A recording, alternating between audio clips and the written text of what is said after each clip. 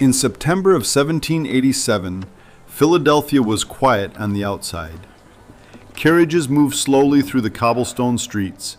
Men in coats and powdered wigs walked toward the Pennsylvania State House. But inside one room, behind closed doors, the future of a nation was being decided. This was not just another political meeting. This was the day America was rewritten.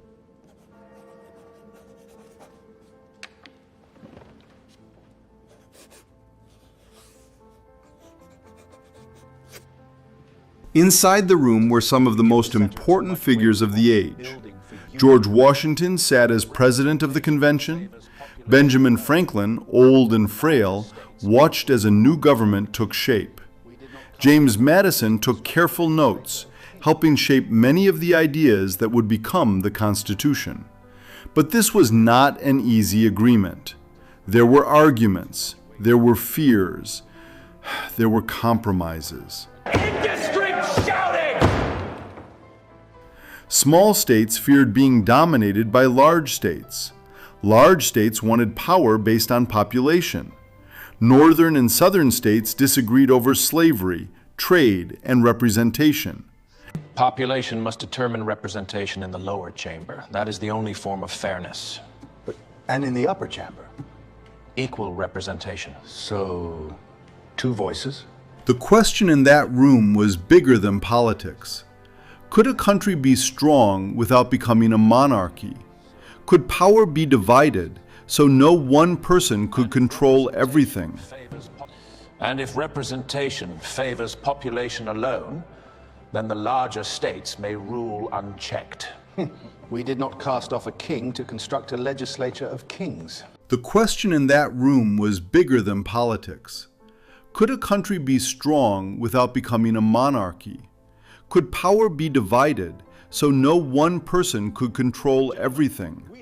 Could 13 states become one nation? The answer they created was a new system, a president, a Congress, a Supreme Court, 3 branches of government, each with power, each with limits. It was designed so ambition would check ambition. Not perfect, not equal for everyone, not finished, but it was a new beginning. If representation is equal for every state, then Pennsylvania speaks with the same breath as Delaware, regardless of population. Is that dogmacy or a mythic convenience? The articles have failed us. Congress cannot tax, it cannot compel obedience. States act as separate republics. Strengthen the center too much, and we invite the ghost of monarchy. In that silence, power was being measured. When you assemble a clock, gentlemen, each wheel must surrender some shape for the mechanism to move. Perfection is not attainable. Union might be. Then came September 17th, 1787. The final document was ready. One by one, the delegates came forward to sign. Not everyone agreed with it. Not everyone signed. Some believed the Constitution gave too much power to the central government.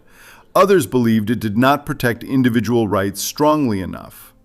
But 39 men put their names on the document. They were not just signing paper.